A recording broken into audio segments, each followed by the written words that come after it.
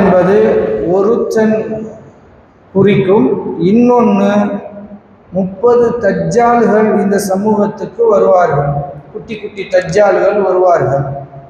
அந்த தஜ்ஜால்களை தான் அந்த தஜ்ஜால் மாதிரி சில விஷயங்களை அவர்கள் செய்வார்கள். அதில் சந்தேகப்படுகிற போதுதான் உண்மையிலேயே இவன் பெரிய தஜ்ஜாலா அல்லது குட்டி தஜ்ஜாலா என்ற குழப்பம் வரும், சந்தேகம் வரும். திருப்பியும் கேளுங்க, தஜ்ஜால் 2 வகை. ஒன்று தஜ்ஜாலு அக்வர், ஒத்தக்கண் குருடனாக இருக்கிற தஜ்ஜால், அவன் பெரிய ஆளு. அவனை மாதிரியே சில விஷயங்களை செய்து குழப்பத்தை ஏற்படுத்துகிற குட்டி குட்டி தஜ்ஜால்கள் வருவார்கள். இவர்கள் எத்தனை பேர் வருவாங்களா? எவ்வளோ பேர்? 30 பேர் வருவாங்க. இப்படி இந்த 30 பேர்களில் சமுதாயத்துக்குள்ளே வர்ற போதெல்லாம் இப்போ என்ன டவுட் வரும்டா, இவன் தான் அந்த பெரிய தஜ்ஜாலா இருக்குமோ என்ற டவுட் வரும். இந்த மாதிரி சந்தேகம் ரசூல் ஸல்லல்லாஹு அலைஹி வஸல்லத்துக்கே இருந்தது, சஹாபாக்களுக்கும் இருந்தது. இந்த சந்தேகத்தை உறுதிப்படுத்தும் விதமாக நபி ஸல்லல்லாஹு அலைஹி வஸல்லம் அவர்களுடைய வரலாற்றிலிருந்து புகாரி முஸ்லிமில் பதிவு செய்யப்பட்டிருக்கக்கூடிய ஆதாரபூர்வமான ஹதீஸுகள் இப்னு சையாத் அல்லது இப்னு சாயித் என்று அழைக்கப்படுகிற ஒருத்தரை பற்றி இந்த பிரச்சனை கிளம்புது. இந்த இப்னு சையாத் யாருன்னா, அவர் 2 விதமாக சொல்கிறாங்க. ஒன்று, இவர் மதீனாவை சேர்ந்த யகூதியாக இருக்கணும் அல்லது அன்சாரிகளில் உள்ளவராக இருப்பார். 2 சொல்கிறாங்க. ஆனால் இவன் மதீனாவில் உள்ள யகூதி, யூதல்ல ஒருத்தன். இவன் என்ன பண்ணான்னா, நபி ஸல்லல்லாஹு அலைஹி வஸல்லம் மதீனாவுக்கு வர்ற போது இவன் சின்ன பையனாக இருந்தான். சின்ன பையனாக இருந்தாலும் இவன் செஞ்சுக்கிட்டு இருந்த செயல்பாடுகள் பெருசு. இவனை எந்த அளவுக்குன்னா, பல சஹாபாக்கள் ரசூலுல்லாஹ் சொன்ன உண்மையான தஜ்ஜால் இவன் தான் நம்ப ஆரம்பிச்சிட்டாங்க. அந்த அளவுக்கு சில சித்து வேலைகளை செஞ்சான். அப்படி செஞ்சு என்ன ஆச்சுன்னா, மதீனா முழுவதும் பிரபலியமாயிட்டான். அவன் சொல்லுகிற சில வருங்கால செய்திகள் சிலது நடந்தது, உண்மையாயிருச்சு, சிலது பொய்யா போச்சு. இப்போ இந்த 2க்கு மத்தியில் எது பெருசாக பிரபலியமாகும்? நான் ஒன்று சொல்கிறேன், அது உண்மை இல்லை. நான் ஒன்று சொல்கிறேன், உண்மையாக இருக்கு. இப்போ எது பிரபலியமாகும்? பொய் தான் பிரபலியமாகும். இதுதான் இந்த உலகத்தில் இருக்கக்கூடிய பெரிய நோயை. உண்மை வீட்டை விட்டு வெளியே வர்றதுக்கு முன்னால் பொய் ஊரெல்லாம் சுற்றி வந்துடும், எல்லாமே சுற்றி வந்துடும். அந்த மாதிரி இவன் ஒன்று சொன்னால் பொய்ன்றது பிரபலியமாகிறதுக்கு முன்னால் எது பிரபலியமாயிடுச்சு? உண்மை பிரபலியமாகிறதுக்கு முன்னால் இவன் சொல்கிறது எதுவுமே நடக்கலை என்ற உண்மை பிரபலியமாவதற்கு முன்னால் இவன் சொன்ன சில செய்திகள் நடந்துச்சுல, அது பிரபலியமாயிடுச்சு. பிரபலியமாகி இவன் ஒருவேளை தஜ்ஜாலாக இருப்பானோ என்ற டவுட்டு யாருக்கு வந்துருச்சு? மக்களுக்கெல்லாம் வந்துருச்சு. அப்படி சொல்கிறான். சிலது ஓதுறான், குரானில் உள்ள மாதிரி இல்லை, குரான் இல்லை, ஆனால் அது மாதிரி சிலதை படுத்துக்கிட்டு ஓதுறான், உக்காந்துக்கிட்டு ஓதுறான், அப்படி போனால் ஓதி காட்டுறான். இதெல்லாம் பார்த்தா என்ன ஆகும்? ஒரு வேலை இருக்குமோ அப்படி என்று சஹாபாக்களுக்கு செய்தி பரவி, சஹாபாக்களும் அந்த இது வந்தோடனே ரசூல் ஸல்லல்லாஹு அலைஹி வஸல்லத்துக்கு இந்த செய்தி போகுது. போனால் ரசூல் ஸல்லல்லாஹு அலைஹி வஸல்லம் இவனை சந்திப்பதற்காக போயிட்டாரு, நேரடியாக கிளம்பிட்டாங்க. ஏன்னா பெரிய விஷயம் இல்லை. இவன் எந்த அளவுக்குன்னா, அதில் உச்சபட்சமாக தன்னை நபி என்று வாதாட ஆரம்பிச்சிட்டான். எனக்கும் இறை செய்தி வருது அப்படின்னா, நானும் பார்க்குறேன் அப்படின்றான். மலக்கு ஜிப்ரீல பார்க்குற மாதிரி இவன் நான் யாரையோ பார்க்குறேன் அப்படின்றான். ரசூல் ஸல்லல்லாஹு அலைஹி வஸல்லம் அந்த குழப்பத்தினுடைய பிம்பத்தை பாருங்க. ரசூல் ஸல்லல்லாஹு அலைஹி வஸல்லம் யாரை பார்க்குறாங்க? நேரடியாக யாரை பார்த்தாங்க? ஜிப்ரீலை பார்த்தாங்க. இப்போ இந்த அவைக்குள்ள ஜிப்ரீல் வராரு. ஆனால் ரசூலுல்லாவுக்கு மட்டும்தான் தெரியும், வேற யாருக்குமே தெரியாது. இப்போ ஜிப்ரீல் வந்து சில வசனங்களை கொடுத்துட்டு போயிடுவாரா, கொஞ்ச நேரம் கழிச்சு ரசூல்லா ஓதி காட்டுவாங்க. இப்பதான் ஜிப்ரீல் வந்து கொடுத்துட்டு போனாரு. இப்ப யதார்த்தமான மனிதர்களுக்கு என்ன தோணும்? என்னங்க இத்தனை பேர் தான் உட்கார்ந்து இருக்கிறோம், இல்லை யாருக்குமே தெரியாம எப்படி வந்தார் அப்படி வரும்ல. ஆனால் இதான் இல்முல் கைப், இதான் நம்ம சொல்றோம் மறைவான நம்பிக்கை. ரசூல்லாவுக்கு மட்டும்தான் மலக்குகள் தெரிவார்கள், நம்ம கண்களுக்கு தெரிய மாட்டார்கள். ரசூல்லாட்ட வந்து குரானை கொடுத்துட்டு போனாங்க அப்படின்னு நம்ம நம்புறோம். சஹாபாக்கள் நம்பினார்கள், அதான் அவர்கள் சஹாபாக்கள். அதோடு அதே மாதிரி இவன் என்ன சொல்றான்னா, எனக்கு சிலது கொடுக்கப்படுது, அது உங்களுக்கு தெரியாது. இப்ப யார் யாரோட மோதுறது? ரசூல் ஸல்லல்லாஹு அலைஹி வஸல்லம் சொல்ற மாதிரியே இருக்கு, இவன் சொல்றோம். இந்த குழப்பம் வரும்போது இப்ப தஜ்ஜாலுக்கு உண்மையிலே அல்லாஹ் சில மோஜிசாத்துக்களை கொடுப்பான். அது இன்ஷா அல்லாஹ் பார்ப்போம். பெரும் மோஜிசாத்துக்கள், அற்புதங்களை கொடுப்பான். ஒருவேளை இருப்பானோ என்ற பிரச்சாரம் போகுது, பிரபலியமாகிறான். கடைசியில ரசூல் ஸல்லல்லாஹு அலைஹி வஸல்லம் இவனை டெஸ்ட் பண்ண கிளம்பிட்டாங்க. உண்மையிலே என்னதான் செய்யறான் அப்படின்னு போனா, இவன் என்ன பண்ணிட்டு இருக்கான்னா, ஃபர்ஸ்ட் இவனை 2 தடவை ஃபர்ஸ்ட் ரசூல் ஸல்லல்லாஹு அலைஹி வஸல்லம் டைரக்டா சந்திக்க போனாங்க. போனா இவன் சின்ன பையனோட விளையாண்டுட்டு இருந்தான். சின்ன பையன் தான் விளையாண்டுட்டு இருக்கான். ரசூல்லா இவனை வந்தது, ரசூல்லா வர்றது இவனுக்கு தெரியல. வந்து முதுகுல ஒரு தட்டு தட்டினாங்க. திரும்பி பார்த்தான், அப்படியே மேலே கீழே அப்படியே ரசூல்லாவை பார்த்தோன்னே ரசூல் ஸல்லல்லாஹு அலைஹி வஸல்லம் அவன்கிட்ட கேட்குறாங்க, நான் அல்லாஹ்வுடைய தூதர் நீ நம்புறியா அப்படின்னு கேட்குறாங்க. அதுக்கு அவன் என்ன சொல்றான் தெரியுமா? நீங்க எழுத படிக்க தெரியாத உம்மிகளுக்கு தூதர் நான் நம்புறேன்.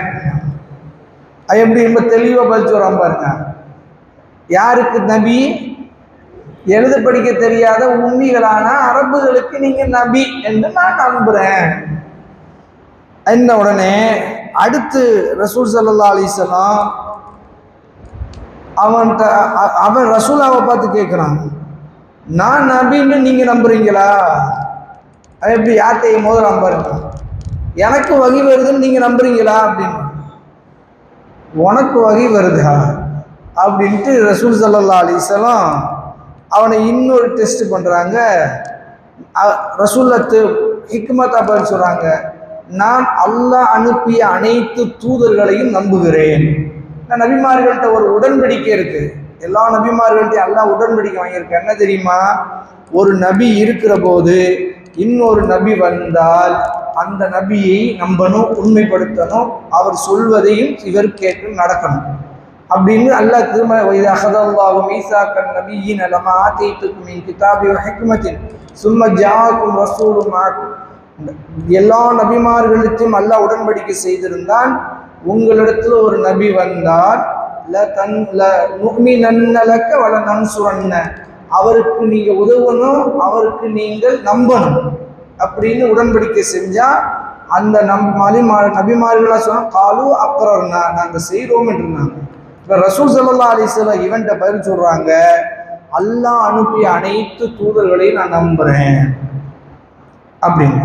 அப்ப ரசூல் ஸல்லல்லாஹு அலைஹி வஸல்லம் திருப்பி கேட்கிறாங்க, நீ என்னத்தை பார்க்குற அப்படின்னா, நான் கடல் மேல ஒரு சிம்மாசனத்தை பார்க்குறேன்.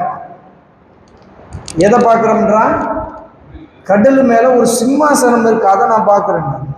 அப்போ ரசூல் ஸல்லல்லாஹு அலைஹி சொன்னாங்க, அது அர்ஷு ரஹ்மான் இல்லை, அது அர்ஷு ஷைத்தான், இப்லீஸோடைய அது அரிசு சிம்மாசனம் என்று சொல்லிட்டு, மேலும் இவனுக்கு என்ன ஆற்றல் இருக்கு என்று ரசூல் ஸல்லல்லாஹு அலைஹி வஸல்லம் டெஸ்ட் பண்ண நினைக்கிறாங்க.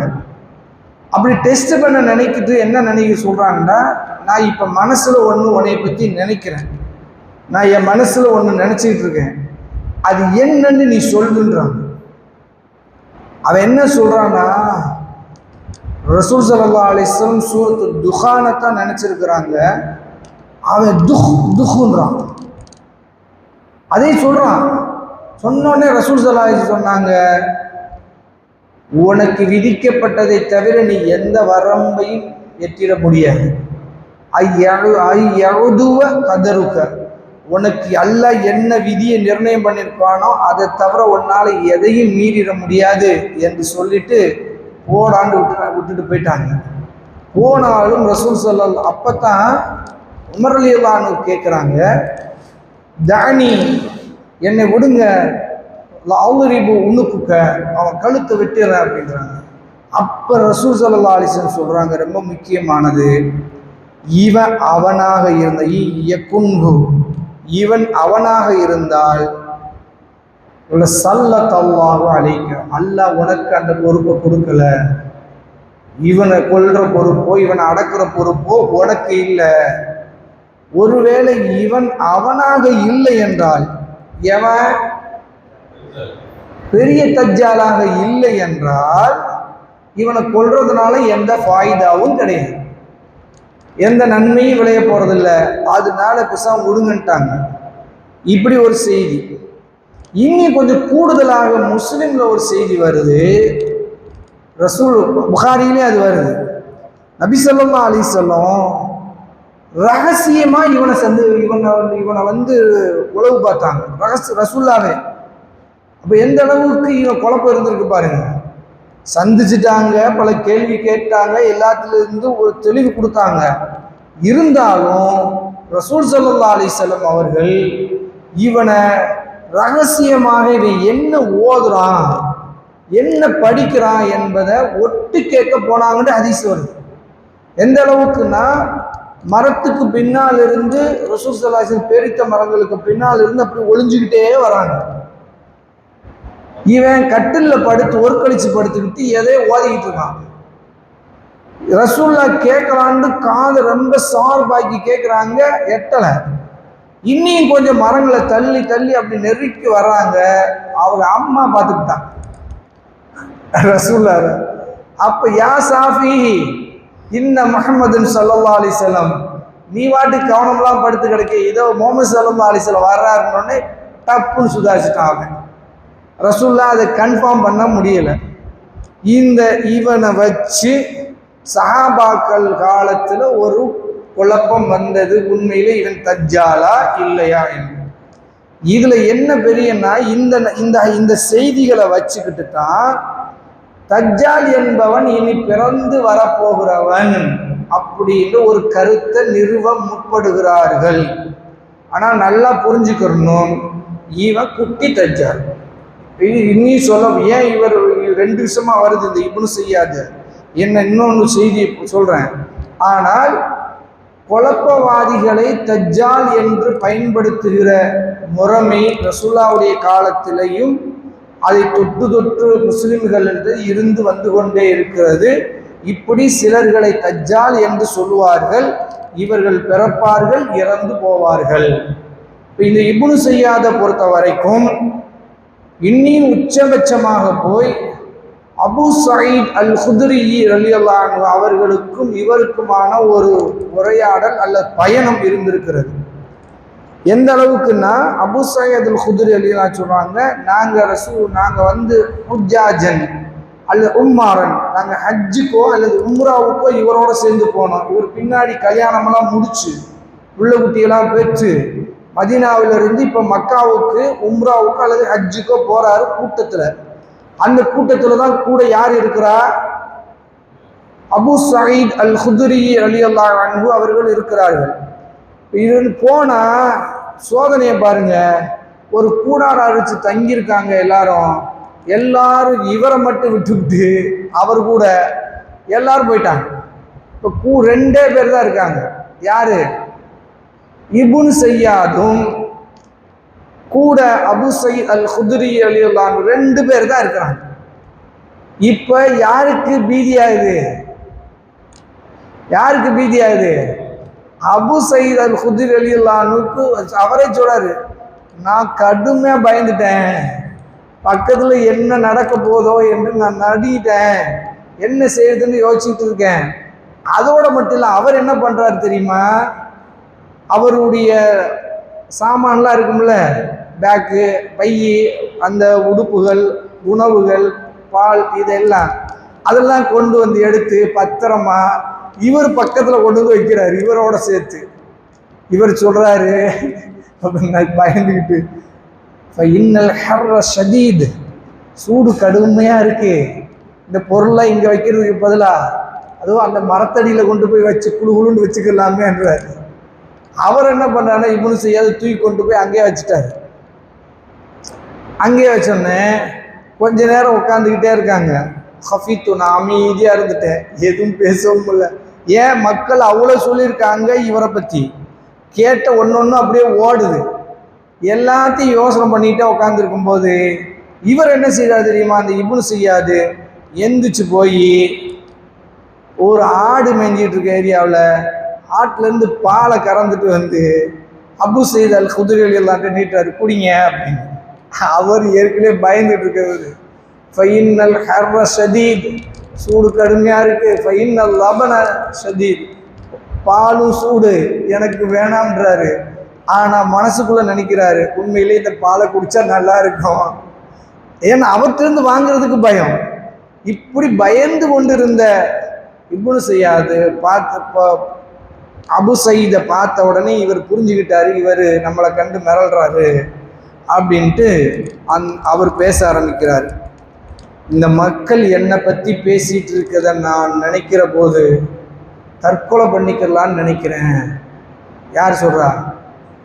இப்னு ஸையாதே சொல்றாரு, என்னை பற்றி மக்கள் பேசுறத கேட்க எனக்கே என் மேலே வெறுப்பு வந்து மரத்தில் தூக்கு போட்டு தொங்கிடலாம், அப்படியே சொல்றாரு, மரத்திலே தூக்கு போட்டு தொங்கிடலாம் போல இருக்கு என்று சொல்லிட்டு, யா அபா சயீத், அபு சயீதே, உனக்கு நல்லாவே தெரியும், அன்சாரிகள்லேயே மிக ஞானம் உள்ளவர்கள், மக்கள்லேயே நிறைய ஞானமுடையவர்கள் இருக்கிறார்கள். ரசூல்லா சொன்ன அவனாக நான் இருந்தால் அவனை பற்றி ரசூல்லா என்ன சொல்லியிருக்கிறாங்க? ஃபஸ்ட்டு சொல்கிறாங்க, அவன் காஃபிர். யாரு? தஜ்ஜால் என்பவன் காஃபிர். அன முஸ்லிம், நான் முஸ்லிமாக இருக்கிறேன். அவங்க சொல்றது தஜ்ஜால் என்று எனக்கு புரிஞ்சு போகுதான்னு கேட்குறாரு. அபு சயீத் ரலியல்லாஹு அன்ஹு கொஞ்சம் அப்படி தேத்தி விட்ட மாதிரி இருக்கு. ஆமாம் இவர். அடுத்து சொல்றாரு, தஜ்ஜால் என்பவனுக்கு பிள்ளையே இருக்காது, அவன் மலடன். ஆனால் என் பிள்ளைகளை பூரா மதீனாவில் விட்டுட்டு வந்திருக்கேன், உங்களுக்கு தெரியும் அப்படின்ற உடனே இவருக்கு இன்னும் கொஞ்சம் தெளிவாயிடுச்சு. ஆஹா, நம்ம இவன் தஜ்ஜால் இல்லை, ஒரு 50% கன்ஃபார்ம் ஆயிட்டாரு. அடுத்து ரொம்ப முக்கியமானதை சொல்றாரு, தஜ்ஜால் மதீனாவுக்குள்ள வரமாட்டான், மக்காவுக்குள்ள வரமாட்டான் என்று ரசூல்லா சொல்லியிருக்காங்க தானே. நான் மதீனாவில் இருக்கிறேன், அங்கிருந்து கிளம்பி இப்போ எங்கே போயிட்டு இருக்கேன்? மக்காவுக்கு போயிட்டு இருக்கேன். நான் அவனா இருப்பனா அப்படின்றாரு.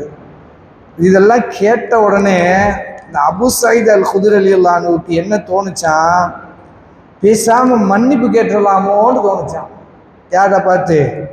அவரை பார்த்து. அவங்க அப்படியே சொல்றாங்க, நான் அவர்கிட்ட மன்னிப்பு கேட்டுடலான்னு நினைச்சேன்.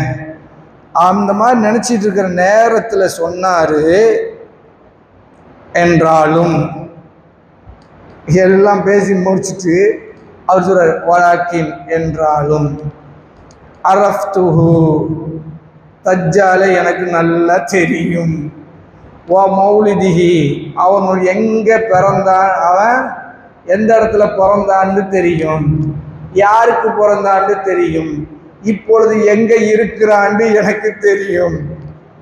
சொன்ன உடனே தப்பல்லக்க சாயிரல் யௌம், இந்த நாள் நாசமா போகட்டும். அவர் என்ன சொல்றாரு, இந்த நாளே நாசம், கொஞ்சம் தேறி இப்பத்தான் பயம் போச்சு, அதுக்கு முன்ன பெரிய குண்டை தூக்கி இந்த ஆள் போட்டாரு. எப்படி போட்டாரு? இந்த உண்மை தஜ்ஜாலை பத்தி நான் என்னை இப்படிலாம் பேசுறாங்கன்னு இதெல்லாம் ரைட்டு, ஆனா என்ன நீங்க குறைச்சு மதிப்பிட்டுறாதீங்கன்ற மாதிரி ஒரு பிம்பத்தை கட்டமைக்கிறதுக்கு இவர் இப்படி போட்டார். தஜ்ஜால் யாருன்னு தெரியும், அவன் யாருக்கு பிறந்தாருன்னு தெரியும், எங்க இருக்கிறான்னு தெரியும், எல்லாம் சொல்றாரு. இவர் சொன்னா என்ன ஆகும்?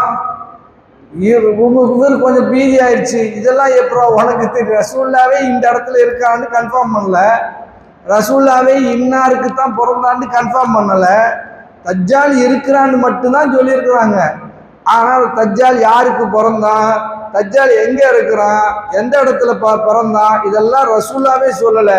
இந்த ஆள் எல்லாத்தையும் கிளப்புறாரு என்று சொல்லிட்டு அந்த நாளே நாசமா போச்சுன்ட்டு வெறுப்பா போய் நம்ம சொல்லுவோம்ல, இன்னைக்கு நாசமா போச்சுடா அப்படின்ற மாதிரி தான். தப்பல்ல கசாயிரல் யௌம், இந்த நாளே நாசமா போச்சுன்னு எஞ்சி கிளம்பிட்டாரு.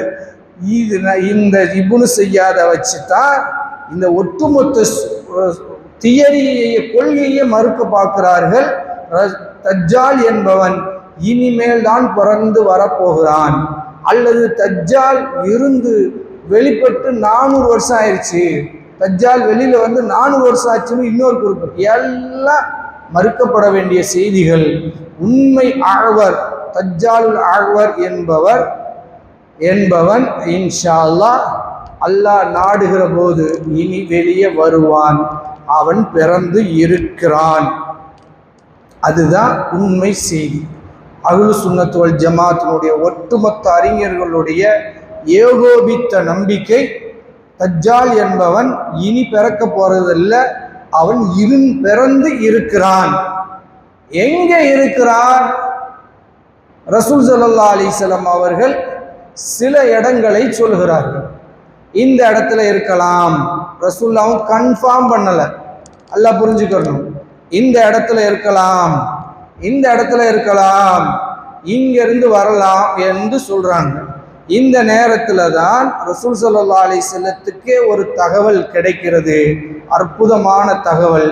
அந்த தகவல் கிடைச்சொன்னே தான் ரசூல் ஸல்லல்லாஹு அலைஹி வஸல்லம் அவர்கள் சில இடத்தை குறிப்பிட்டு சொன்னார்கள். அது என்ன என்பதையெல்லாம் இன்ஷா அல்லாஹ் நாளை தினம் பார்ப்போம். தஜ்ஜாலுடைய 2வது நம்பிக்கை, தஜ்ஜால் ஏற்கனவே இருக்கிறான், இனிமேல் பிறக்க போறன் அல்ல என்பதை ஆழமாக நம்புவோம்.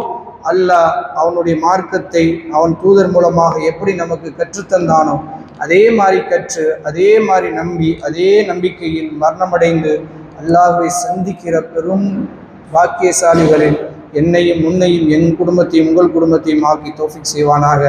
வாஹிரு தவானானில் அல்ஹம்துலில்லாஹி ரப்பில் ஆலமீன். அஸ்ஸலாமு அலைக்கும்.